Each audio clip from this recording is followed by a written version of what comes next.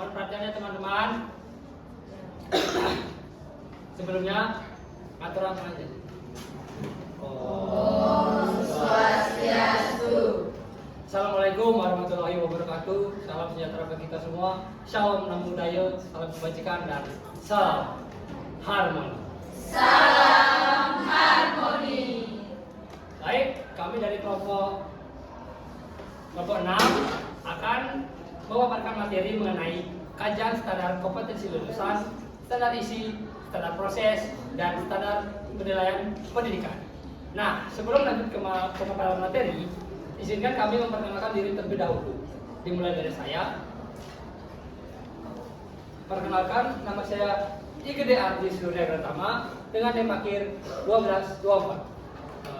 Selanjutnya, Perkenalkan, nama saya Nika Destri Suryantini dengan NIM akhir 1285. Perkenalkan, nama saya Idewa Yawabangada Putih dengan NIM akhir 1247. Dan saya Muhammad Sada Jumadi dengan NIM akhir 1321. Saya kembalikan ke moderator. baik, terima kasih atas perkenalan dari teman-teman saya. Untuk mempersingkat waktu, kami langsung saja untuk memaparkan materi yang pertama.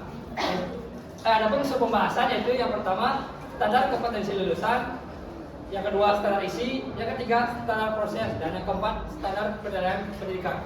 Nah, baik, agar tidak memakan banyak waktu, langsung saja untuk rekan yang bertugas materi yang pertama, yaitu tentang standar kompetensi lulusan, dipersilakan. Baik, terima kasih moderator atas waktunya. Di sini saya akan menjelaskan mengenai standar kompetensi lulusan. Nah, standar kompetensi lulusan atau SKL itu merupakan salah satu kompetensi utama dari Standar Nasional Pendidikan atau SMP yang memiliki posisi strategis sebagai acuan dalam menentukan keberhasilan pendidikan di setiap jenjang. SKL ini memiliki standar minimal mengenai kemampuan yang harus dimiliki peserta didik setelah menyelesaikan proses pembelajaran pada satuan pendidikan. Nah, berdasarkan Kemendikbudristek nomor 5 tahun 2022 dan Kemendikdasmen nomor 10 tahun 2025,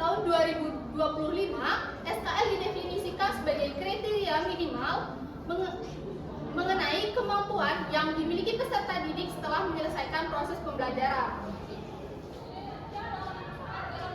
Nah, selanjutnya adapun ranah utama SKL yang terdiri dari 3. Yang pertama yaitu sikap atau afektif, yang kedua yaitu pengetahuan atau kognitif, dan yang terakhir keterampilan atau psikomotorik.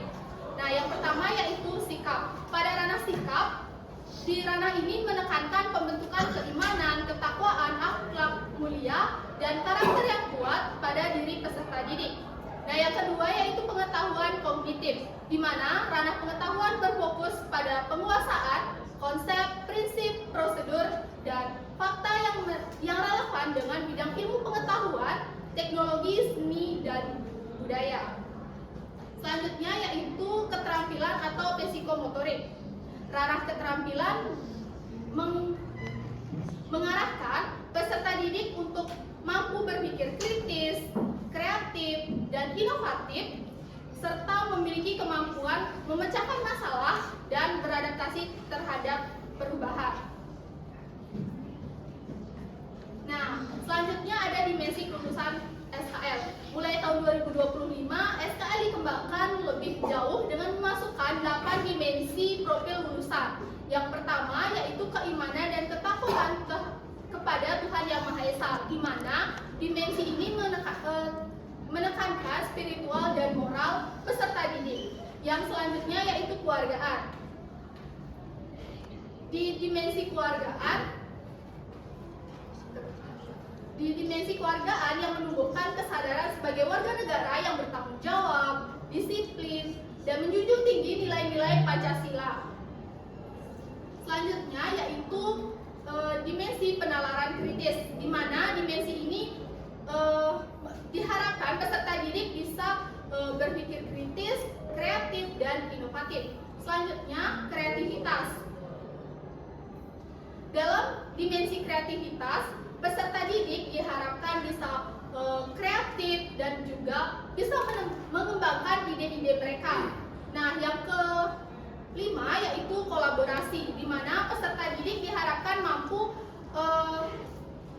bekerja sama dengan teman sebaya dalam proses pembelajaran. Dan yang keenam yaitu kemandirian. Di kemandirian ini peserta didik diharapkan bertanggung jawab, disiplin, dan mampu bertanggung jawab dan disiplin. Selanjutnya yaitu kesehatan jasmani dan rohani. Diharapkan peserta didik tidak hanya sehat secara fisik, tapi juga sehat secara mental dan emosional. Dan selanjutnya yang terakhir yaitu komunikasi. Peserta didik diharapkan mampu berkomunikasi dengan baik dalam menyampaikan pendapat mereka dalam pembelajaran. Selanjutnya yaitu fungsi dan peran SKL dalam sistem pendidikan. Yang pertama yaitu sebagai acuan pengembangan kurikulum. SKL menjadi dasar dalam menyusun standar isi, standar proses, dan standar penilaian. Yang kedua yaitu sebagai pedoman penilaian hasil belajar. SKL menjadi tolak ukur dalam menentukan sejauh mana peserta didik telah mencapai kompetensi yang diinginkan. Dan yang ketiga yaitu sebagai alat evaluasi mutu pendidikan. SKL digunakan untuk menilai efektivitas proses pembelajaran dan keberhasilan sistem pendidikan nasional dalam menghasilkan lulusan yang kompeten dan berkarakter. Dan yang terakhir yaitu sebagai sarana penyetaraan mutu antar jenjang dan antar wilayah. Dengan adanya SKL, mutu pendidikan di seluruh Indonesia dapat diukur dengan standar yang sama sehingga tidak terjadi kesenjangan kualitas antar daerah. Sekian dari saya kembalikan ke moderator. Baik Sri, terima kasih atas pemaparan materi yang sangat luar biasa. Baik, selanjutnya yaitu materi mengenai standar isi. Nah, standar isi juga akan dijelaskan oleh rekan saya. Bagi rekan tugas, dipersilakan.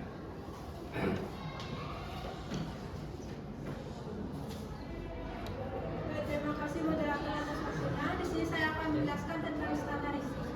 Standar isi merupakan salah satu dari 8 standar nasional pendidikan atau SMP yang berfungsi sebagai pedoman dasar dalam menentukan ruang lingkup materi pembelajaran dan tingkat kompetensi minimal yang harus dicapai oleh peserta didik dalam setiap jenjang pendidikan. Standar ini sangat penting karena menjadi acuan dalam penyusunan kurikulum, perencanaan proses pembelajaran, serta evaluasi hasil belajar. Dengan adanya standar isi, proses pendidikan dapat berlangsung secara terarah dan sistematis sehingga kompetensi lulusan sesuai dengan tujuan pendidikan nasional. Selanjutnya, landasan hukum standar isi. Standar isi diatur dalam Permendikbud-Ristek Nomor 7 Tahun 2022 tentang standar isi pendidikan dasar dan menengah, yang kemudian disempurnakan melalui Permendikdasmen Nomor 12 Tahun 2025. Kedua regulasi tersebut menyesuaikan kurikulum dengan konsep kurikulum merdeka dan kebutuhan masyarakat modern. Aturan ini juga menjadi payung hukum untuk menjaga kesetaraan mutu pendidikan antar wilayah, sekaligus memberi ruang bagi sekolah dalam berinovasi sesuai konteks lokal. Selanjutnya, tujuan standar isi yaitu yang pertama, menjamin mutu pendidikan nasional. Yang kedua, menjadi pedoman kurikulum dan pembelajaran. Yang ketiga, menentukan kedalaman dan kekuasaan materi. Selanjutnya, komponen utama standar isi yaitu yang pertama, struktur kurikulum. Yang kedua, tingkat kompetensi. Yang ketiga, cakupan materi. Yang keempat, beban belajar. Yang kelima, muatan lokal. Prinsip pengembangan dari standar isi yaitu relevan dengan perkembangan zaman, fleksibel terhadap karakteristik peserta didik, berorientasi pada karakter, akuntabel, dan berkesinambungan antar jenjang. Selanjutnya, fungsi dalam pembelajaran dan implikasi bagi guru. Yang pertama, fungsi dalam pembelajaran yaitu menjadi pedoman penyusunan silabus,